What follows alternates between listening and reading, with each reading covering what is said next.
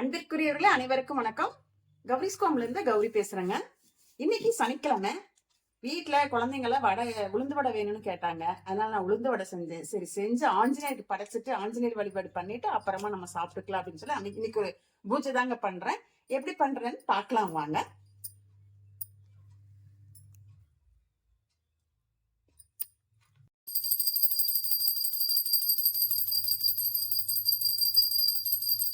ஆஞ்சநேயருக்கு பிடித்தமான மந்திரம் வந்து ஸ்ரீராமஜெயம். ஸ்ரீராமஜெயம் சொல்லிட்டு இந்த பூஜையை பண்ணலாங்க. ஸ்ரீராமஜெயம் ஸ்ரீராமஜெயம் ஸ்ரீராமஜெயம் ஸ்ரீராமஜெயம் ஸ்ரீராமஜெயம் ஸ்ரீராமஜெயம். நெய் விளக்கு தாங்க ஏத்துறேன். நெய் விளக்கு ஒண்ணு போட்டுடலாம். ஆஞ்சநேயருக்கு வந்து நெய் விளக்கு தான் போடுவாங்க. அவருக்கு வந்து வடை செஞ்சதுனால வடை வச்சு படைச்சிருக்கிறேன் அவருக்கு. இது வந்து ராமருக்குங்க. ராமருக்கு இப்ப கிருஷ்ணருக்கு குசேலர் வந்து அவள் கொடுத்து இது பண்ணாரு இல்லையா, அதனால நான் வந்து அவள் வச்சிருக்கிறேங்க. அவளுக்கு ஒரு தனி கதையே இருக்குது. கிருஷ்ணரை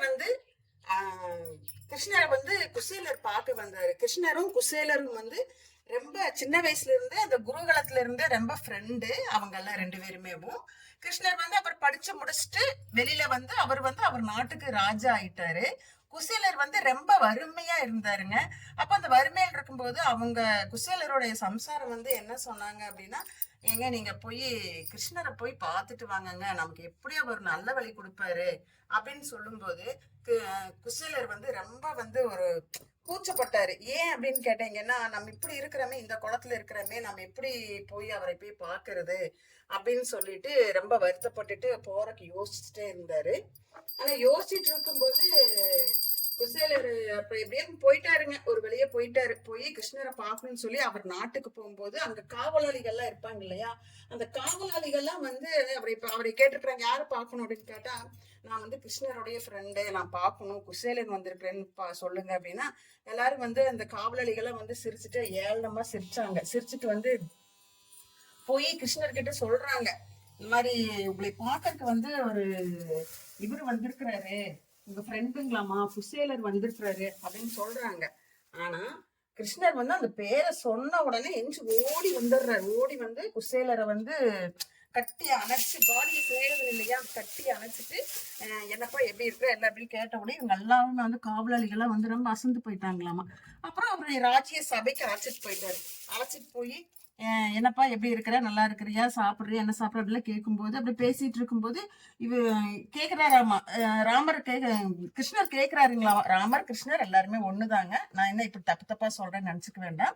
அப்புறம் கிருஷ்ணர் கேக்குறாருங்களாமா, என்ன எனக்கு அண்ணி என்ன கொடுத்து அனுப்புனாங்க சொல்லு, எனக்கு அண்ணி சும்மா வெறும் கையோட கொடுத்து அனுப்பியிருக்க மாட்டாங்க, நீ வந்து சொல்லு, எனக்கு அண்ணி என்ன கொடுத்து அனுப்புனாங்க சொல்லு அப்படிங்கும்போது அவருக்கு வந்து அந்த துணியை எடுக்கிறதுக்கே அவ்வளவு சங்கடமா இருக்கிறப்ப ஒரு பழைய துணியில வந்து அவள் கொஞ்சம் கட்டி மூட்டையில கட்டி கொடுத்துருக்குறாங்க, மூட்டையை கட்டி. அப்போ கிருஷ்ணரே வந்து வழிய போய் அதை வாங்கிக்கிறாரு. வழிய போய் வாங்கி அதை எடுத்து வாயில போட்டு மெல்றாரு. மென்னு சாப்பிட சாப்பிட அங்க வந்து அவருடைய வீடு, குசேலருடைய வீடு வந்து அப்படியே தங்க மாளிகையா மாறுதுங்களாமா.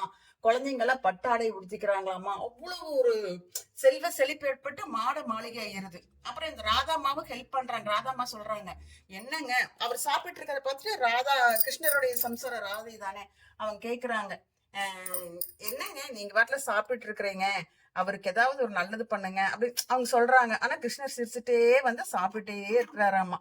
அங்க பார்த்தா அப்புறம் அங்க வந்து மாறி இருந்து இது வந்து இவருக்கு தெரியாது. அப்புறம் இவரு உபசாரம் எல்லாம் பண்ணிட்டு கிருஷ்ணர்கிட்ட வந்து அவர் கேட்கவே இல்லை, எதுவுமே கேட்காம அந்த அவளை கொடுத்துட்டு சாப்பிட்டுட்டு அவரு ஒரு நாள் என்னமோ தங்கிட்டு போயிடுறாரு.